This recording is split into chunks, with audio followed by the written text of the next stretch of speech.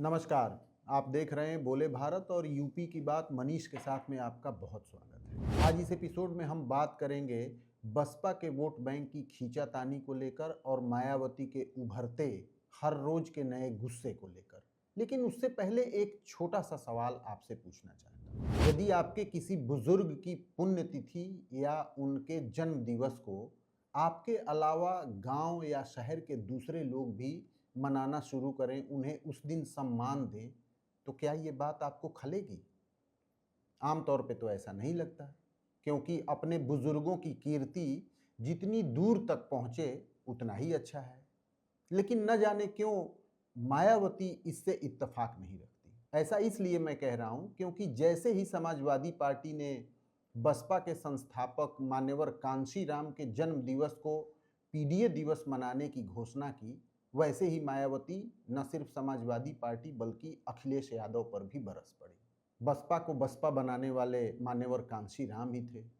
15 मार्च को उनका जन्म दिवस है और इस दिन पूरे यूपी में समाजवादी पार्टी अलग अलग तरीके से कार्यक्रम करेगी और उन्हें सम्मान देगी, उन्हें श्रद्धांजलि देगी। लेकिन पीडीए दिवस के ऐलान के साथ ही मायावती ने लंबा चौड़ा ट्वीट करके समाजवादी पार्टी और अखिलेश यादव पर तमाम आरोप लगा दिए।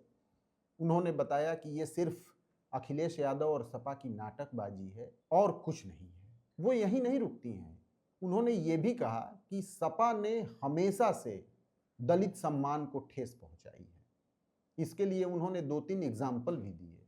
मायावती ने अपने ट्वीट में बताया कि किस तरीके से जब अखिलेश यादव की इस प्रदेश में सरकार थी, तब तमाम बहुजन नायकों के नाम पर जिलों के, अस्पतालों के या दूसरे प्रतिष्ठानों के नाम रखे गए थे, उन्हें अखिलेश यादव ने बदल दिया।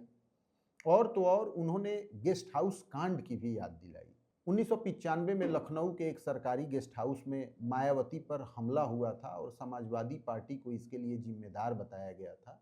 उस कांड की बार बार मायावती याद दिलाती रहती हैं और उन्होंने अखिलेश यादव के पीडीए दिवस मनाए जाने को लेकर भी वही बातें दोहराई हैं कि दलितों का सम्मान सिर्फ एक दिखावा है अखिलेश यादव की नज़र में, समाजवादी पार्टी की नज़र में। लेकिन क्या ये पूरा सच है? यदि कांशीराम के जन्म दिवस पर समाजवादी पार्टी कोई कार्यक्रम कर रही है तो मायावती को इससे क्या इस बात का ही सबसे ज़्यादा डर है ना कि दलित वोट बैंक समाजवादी पार्टी की ओर खिसक जाएगा।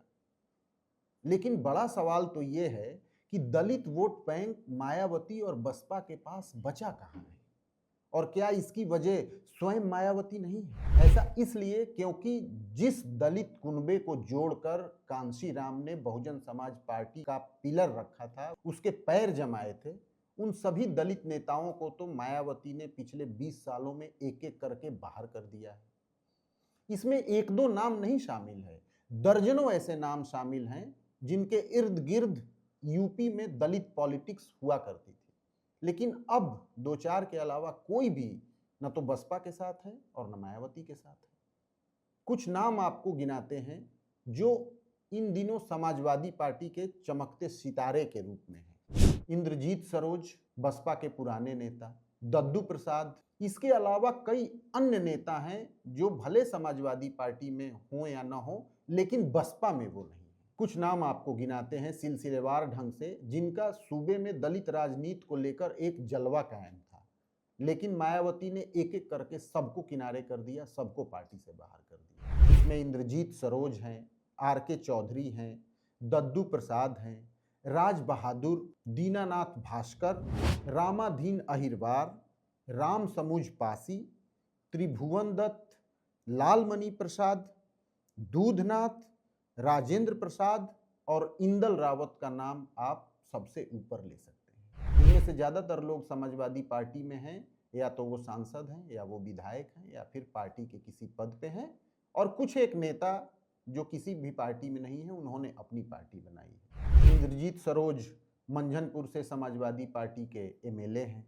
आर.के. चौधरी मोहनलालगंज से सांसद हैं सपा के। इसके अलावा इंदल रावत समाजवादी पार्टी के लखनऊ की मलिहाबाद सीट से विधायक रह चुके हैं। राजेंद्र प्रसाद आजमगढ़ वाले, ये भी जाटव बिरादरी के हैं, ये भी सपा में हैं। इसके अलावा दद्दू प्रसाद सपा में हैं। राम समुझ पासी ये तो वो शख्स थे जिन्होंने अपनी नौकरी छोड़कर कांशीराम के साथ इस मिशन में चलना शुरू किया था और चलने का फैसला लिया था, लेकिन वो भी बसपा के साथ नहीं है। और तो और त्रिभुवन दत्त जो कि पूर्व सांसद हैं, इस समय समाजवादी पार्टी में हैं और अंबेडकर नगर की आलापुर सीट से एमएलए हैं। लालमणि प्रसाद, इन्होंने अपनी अलग पार्टी बनाई है। दूधनाथ, ये भी बसपा के साथ थे लेकिन अब बसपा में नहीं है। मैंने इन जितने नेताओं के नाम आपको गिनाए हैं, इनमें से ज़्यादातर या तो पासी समाज से हैं या फिर जाटव बिरादरी के हैं। जाटव बिरादरी की मायावती भी हैं और ये कहा जाता है कि भले ही दलितों का अन्य हिस्सा उनसे टूट जाए लेकिन जाटव उनसे कभी दूरी नहीं बना सकता। लेकिन इन सभी बसपा से निष्कासित या बसपा से अलग हुए नेताओं में ज़्यादातर जाटव समाज से हैं और वो सपा में है। तो आखिर मायावती की ये कौन सी पॉलिटिक्स है? अपने ही किसी बुजुर्ग की पुण्यतिथि या उनके जन्म दिवस पर यदि किसी दूसरी पार्टी के लोग उन्हें सम्मान देना चाहते हैं तो उसमें मायावती को पीड़ा होती है। यदि दलित वोट बैंक खिसकने का उन्हें डर है तो उनके पास अब बचा कितना है? 10% से नीचे बहुजन समाज पार्टी का वोट शेयर आ गया है। तो आखिर मायावती के कैरेक्टर में इतना बड़ा बदलाव क्यों आया? एक बड़ा पहलू ये माना जाता है कि जब 2006 में मान्यवर कांशीराम का निधन हुआ था, उसके कुछ महीने बाद ही यूपी में विधानसभा के चुनाव हुए थे और 2007 में मायावती के नेतृत्व में बसपा की पूर्ण बहुमत की यूपी में पहली बार सरकार बनी थी और वहीं से मायावती की लाइन लेंथ चेंज होती हुई दिखाई देती है। सरकार के बाद और सरकार में रहते हुए एक एक करके नेता उनसे अलग होते गए। तो क्या मायावती को तब ये लगा होगा कि कांशीराम नहीं बल्कि उनकी बदौलत पार्टी खड़ी रहेगी और पार्टी चलती रहेगी? लेकिन आज के समय में बसपा का क्या हाल है?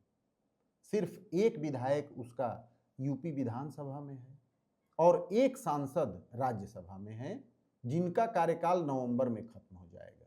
यानी दिल्ली से तो पार्टी का बोरिया बिस्तर इस साल के आखिर तक उठ जाएगा क्योंकि लोकसभा में उसका कोई मेंबर नहीं है और राज्यसभा में नवंबर में रामजी लाल गौतम का कार्यकाल खत्म हो जाएगा। उसके बाद बसपा कोई राज्यसभा एमपी नहीं बना सकती।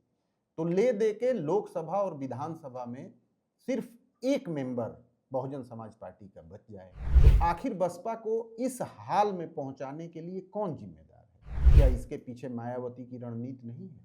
और तो और मायावती ने दूसरी पार्टियों की तरह सेकेंड लाइन लीडरशिप क्यों नहीं खड़ी की? और जब उन्होंने खड़ी भी की तो उसकी पूरे प्रदेश में, पूरे देश में बहुत आलोचना हुई।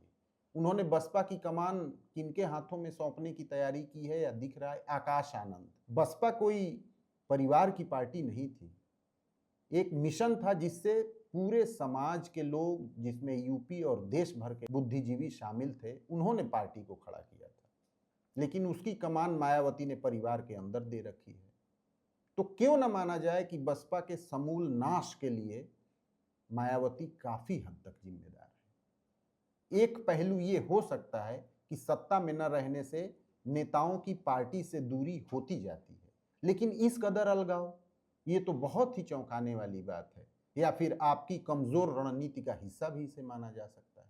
और तो और अभी पिछले दिनों मायावती ने मुस्लिमों को भी संतुष्ट करने के लिए एक ट्वीट किया था जिसमें उन्होंने कहा था कि मैं मुस्लिम भाइयों को ये तसल्ली दिलाती हूँ कि भले ही मैं राजनीति से संन्यास ले लूंगी लेकिन चुनाव से पहले भारतीय जनता पार्टी से कोई समझौता नहीं करूंगी। लेकिन क्या मुस्लिम बिरादरी इस पर एतबार करेगी? दरअसल एक समय था जब बसपा में मुस्लिम बिरादरी के भी बड़े नेता हुआ करते थे, जिनमें अनीस बाबू, शाह आलम गुड्डू जमाली, अफजाल अंसारी और दानिश अली के नाम सबसे ऊपर हुआ करते थे। मौजूदा समय में इनमें से कोई भी बसपा के साथ नहीं है। अफजाल अंसारी समाजवादी पार्टी के सांसद हैं। फूल बाबू ने हाल ही में समाजवादी पार्टी ज्वाइन की है। इसके अलावा गुड्डू जमाली को सपा ने एमएलसी बना रखा है। यानी इन 4 में से 3 नेता समाजवादी पार्टी में हैं। अब कहने वाले ये कह सकते हैं और पूछ भी सकते हैं कि क्या समाजवादी पार्टी नई बहुजन समाज पार्टी है?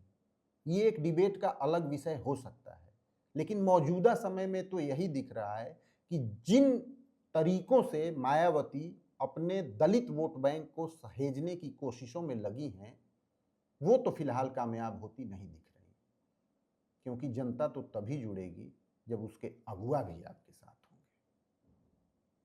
यूपी की बात मनीष के साथ में आज बस इतना ही। एक ताज़ा एपिसोड के साथ फिर हाजिर होंगे, तब तक दीजिए इजाज़त। नमस्कार।